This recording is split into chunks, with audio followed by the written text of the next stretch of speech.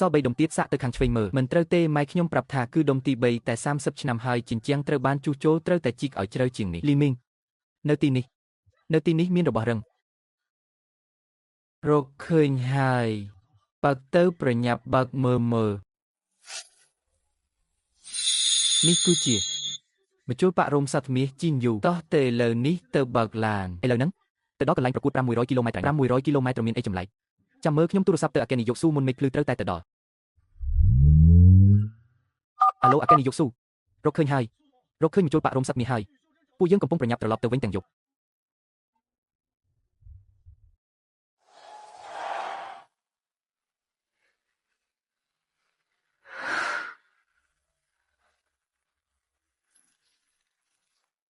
សូមបេក្ខជនទាំងអស់ចូលកន្លែងរាប់ថយក្រោយការប្រកួតវគ្គផ្ដាច់ព្រ័ត្រនឹងចាប់ផ្ដើមក្នុងពេល3នាទីទៀតសូមបើកកញ្ចប់ឧបករណ៍ដែលគណៈកម្មការរៀបចំបានផ្ដល់ជូន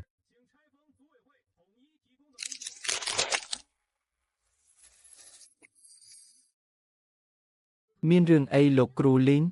ទម្ងន់មជុលនេះមិនត្រឹមត្រូវទេមជុលដាច់លេខ7ស្តង់ដារគឺ0.3ក្រាមតែមួយដើមនេះស្រាជាងពាក់កណ្ដាលទេ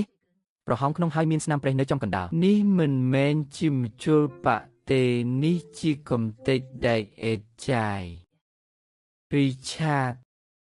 កញ្ញាស៊ូបេក្ខជនទាំងអស់សុទ្ធតែប្រើប្រាស់មជុលកញ្ចប់តែមួយជាមួយគ្នាតើកញ្ញាកំពុងតែសង្ស័យលើភាពយុត្តិធម៌របស់គណៈកម្មការមែនទេមជុលមានបញ្ហាហឹងចុះមិនបេក្ខជនផ្សេងទៀតមិនឃើញនិយាយអីផងការរាប់ថយក្រោយចាប់ផ្ដើមសូមបេក្ខជនទាំងអស់ចាប់ផ្ដើមការប្រកួតភ្លាមខ្ញុំសូមផ្អាកជាបណ្ដោះអាសន្នឧបករណ៍មានបញ្ហាសូមដូរថ្មីលក្ខខណ្ឌទី10បន្ទាប់ពីការប្រកួតចាប់ផ្ដើមមិនទទួលយកការតវ៉ាលើឧបករណ៍ណាមួយឡើយកញ្ញាស៊ូម៉ោងរាប់ថយក្រោយបានចាប់ផ្ដើមហើយអាកេនីយកស៊ូគុំរកលេខអីបើពូកែពិតមែនចាំបាច់អីត្រូវមើលកាលៈទេសៈបើលោកយាយនោះពិតជាមានសមត្ថភាពមែនមជុលអីក៏ប្រើបានដែរមែនទេហាមែនហើយកំពូលអ្នកជំនាញតើថ្មិចភ្នែកក៏ប៉ាក់បានដែរគ្រូលីន Teacher Learn ក្នុងពេលដែលពួកយើងបានមកដល់ទីនេះទៅហើយវាបាក់ហើយវាបាក់មែនទែនហើយ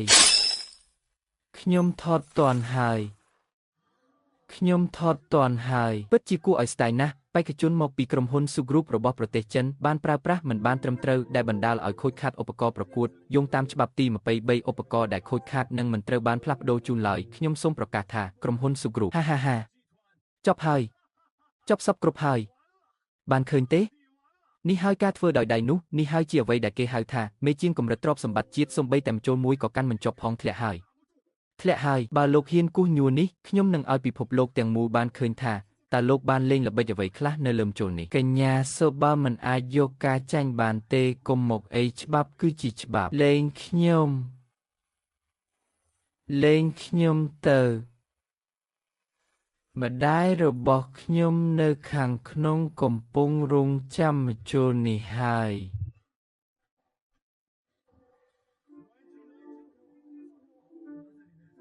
ហើយសំសុំអង្វរអនុញ្ញាតឲ្យខ្ញុំចូលទៅផងតែ1នាទីប៉ុណ្ណោះតែ1នាទីគឺគ្រប់គ្រាន់ហើយសូមមើលឲ្យច្បាស់ទាំងអស់គ្នាពេលនេះខ្ញុំកំពុងស្ថិតនៅច្រកចូលនៃការប្រកួតប្រជែងអន្តរជាតិដ៏ធំមួយពួកគេបានផ្ដល់មជុលដែលគ្មានប្រយោជន៍ទៅឲ្យបេក្ខជនចិនវាជាមជុលប្រហោងក្នុងហើយគ្រាន់តែប៉ះបន្តិចក៏បាក់ដែរឥឡូវនេះប្តីរបស់ខ្ញុំចង់យកឧបករណ៍ពិតប្រាកដទៅខាងក្នុងប៉ុន្តែពួកគេមិនព្រមឲ្យគាត់ចូលឡើយតើមានរឿងអ្វីកើតឡើងនឹង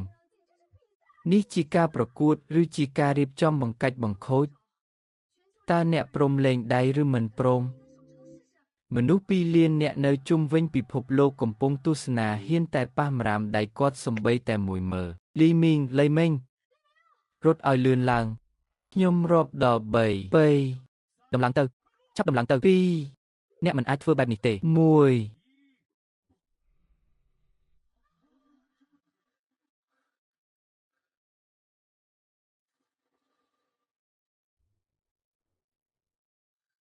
ម៉ែមជុលប៉ាក់ស្លាប់មាសរបស់គ្រូតាកូនប្រុសយកមកជូនម៉ែហើយទទួលមជុល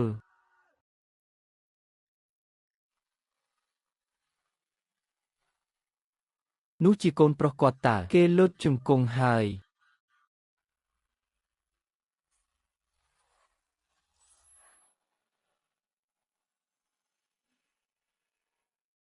ការប្រកួតនៅមិនទាន់ចប់ទេមែនទេ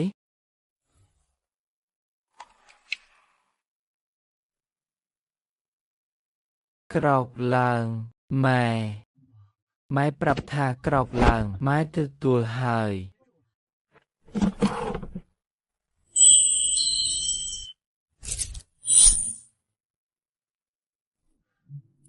ឈប់សិននេះមិនមែនជាឧបករណ៍ដែលគណៈកម្មការផ្ដល់ឲ្យទេច្បាប់បានកំណត់យ៉ាងច្បាស់ថាច្បាប់អីឯងមើលនេះមើលមនុស្ស2លានអ្នកទូទាំងពិភពលោកកំពុងមើលការផ្សាយបន្តផ្ទាល់របស់ឯងមជុលដែលឯងចែកគឺខាងក្នុងប្រហោងជាកំទេចដាច់ឥតចាយទេភស្តុតាងមានពេញនៅលើអ៊ីនធឺណិតឥឡូវនេះឯងចង់ពន្យល់ប្រាប់មនុស្សជុំវិញពិភពលោកបន្តិចទេ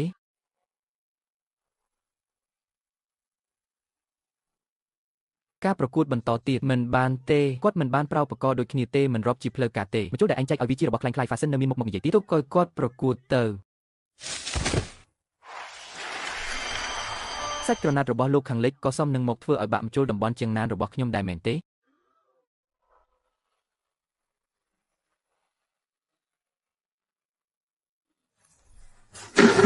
មិនអាចទៅរួចទេសាច់ក្រណាត់ប្រភេទនេះមានកម្រិតធន់នឹងការចាក់ទម្លុះដល់ទៅ400គ្មានមជុលធ្វើដោយដៃណាដែលអាចនាគលាក់ខ្លួនចូលសមុទ្រគាត់កំពុងប្រើក្បាច់នាគលាក់ខ្លួនចូលសមុទ្រទេមិនត្រឹមតែប៉ុណ្្នឹងទេអញមើលដៃឆ្វេងគាត់មើលការប៉ាក់ពីមុខខុសគ្នាគាត់កំពុងប៉ាក់រូបភាពខុសគ្នាពីក្នុងពេលតែមួយតើវាអាចទៅរួចយ៉ាងម៉េចទៅសំឡេងនោះគឺសំឡេងសរសៃសូត្រកំពុងលាន់ដៃរបស់គាត់ខ្ញុំមើលដៃគាត់មិនទាន់តតែសោះនេះមិនមែនជាមនុស្សទេនេះមិនមែនជារឿងដែលមនុស្សអាចធ្វើបានទេលោកចាងកុំប៉ះខ្ញុំប្រគល់វាមកឲ្យខ្ញុំកាមេរ៉ាប្រាប់កាមេរ៉ាឲ្យពង្រីកមកជិតមកនេះខ្ញុំចង់មើលដៃរបស់គាត់លោកម្ចាស់សូម្បីតែល្បឿន800ប្លង់ក្នុង1វិនាទីក៏មិនអាចចាប់យករចលនាបានពេញលេញដែរល្បឿនដៃរបស់គាត់បានពីដៃកម្លាំងក៏ទៅហើយការធ្វើដោយដៃមិនអាចទៅរួចទេក្នុងការឈានដល់ល្បឿនកម្រិតនេះការប៉ាក់កាត់អាកាសគាត់ពិតជាបានប្រើវាមែននេះជាកម្ពុជាក្បាច់របស់គ្រូយើងកាលពីជំនាន់នោះខ្ញុំរស់នៅអស់រយៈពេល80ឆ្នាំមកហើយខ្ញុំធ្លាប់តែបានឃើញពាក្យទាំង4ម៉ាត់នេះនៅក្នុងសៀវភៅបុរាណតែសិល្បៈប៉ាក់ដេខេតជាងណានមិនទាន់បាត់បង់ទេវាពិតជាមិនទាន់រលាយសាបសូន្យឡើយ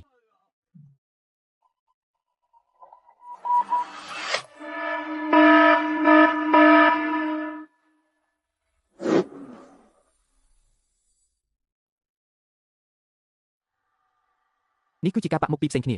ផ្នែកខាងមុខនិងផ្នែកខាងក្រោយមានរូបភាពផ្សេងនេះទាំងរយៈពេល40ឆ្នាំមកហើយខ្ញុំមិនដែលប្រទះឃើញអ្វីដូចនេះតតែសោះលោកស្រីអ្នកនាងកញ្ញាយើងកំពុងតែស្ថិតក្នុងព្រឹត្តិការណ៍ប្រវត្តិសាស្ត្រហើយស្នាដៃឯកប្រចាំសតវត្សនេះគឺជាស្នាដៃឯកប្រចាំសតវត្សហើយទស្សនិកជនទាំងអស់គ្នាអ្នកទាំងអស់គ្នាកំពុងតែទស្សនាកំពូលនៃសិល្បៈសិប្បកម្មរបស់មនុស្សជាតិហើយលោកប្រធានចាងចប់ហើយគ្រប់យ៉ាងត្រូវចប់អស់ហើយ30លានទៅអស់រលីងហើយ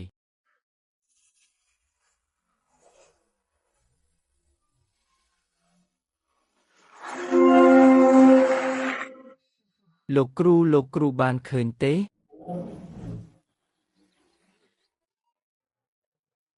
នេះហើយជាអ្វីដែលទទួលបានមេដាយមាសអន្តរជាតិបរិះទី1ក្រុមហ៊ុនដែលឈ្នះពានរង្វាន់មាសអន្តរជាតិមួយនោះគឺជាក្រុមហ៊ុនដែលអ្នកមានអ្នកសម្អាតប្រែខ្លួនទៅជាគ្រូឆ្នាំនោះអីនៅលើអ៊ីនធឺណិតល្បីផ្អើលពេញនឹងហើយបរិះទី2ការវិនិយោគទុនរាប់រយនៃភាពលំដាប់អន្តរជាតិទៅថ្ងៃមុខប្រជាជនចិនយើងក៏មានម៉ាកយីហោ Hermes ផ្ទាល់ខ្លួនដែរ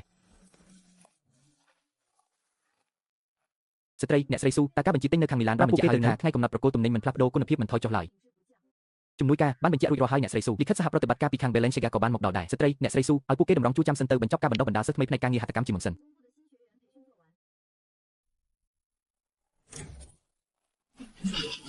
ស្ត្រីអ្នកស្រីស៊ូអង្គុយចុះ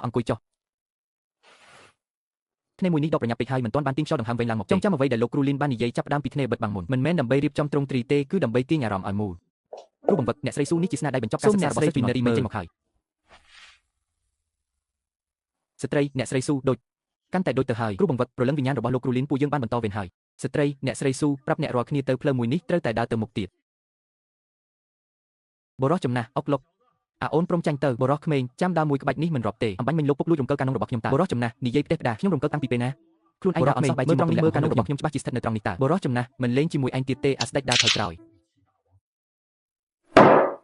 ស្ត្រីក្មេងអាយុជាង60ឆ្នាំទៅហើយនៅមកដណ្ដើមគ្រាប់អុកជាមួយប្តីខ្ញុំទៀតលោកពុកមិនខ្មាស់គេបរោះចំណាស់មកពីវាបង្ខូចមុនតើបរោះក្មេងអូនកុំស្ដាប់គាត់និយាយឡប់ឡែអីគាត់លួចគ្រាប់អុកស្ត្រីក្មេងបិទមាត់ហើយញ៉ាំម្លឹកទៅដើរទម្រង់ឲ្យពុកខ្លះទៅ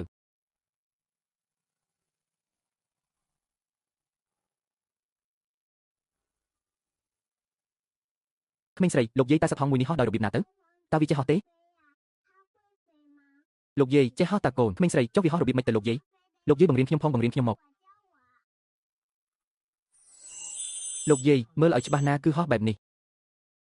ក្មេងស្រីលោកយាយខ្ញុំធ្វើកាយវិការដូចអត់លោកយាយដូចថែមទាំងធ្វើបានល្អជាងការលោកយាយនៅក្មេងទៅទៀត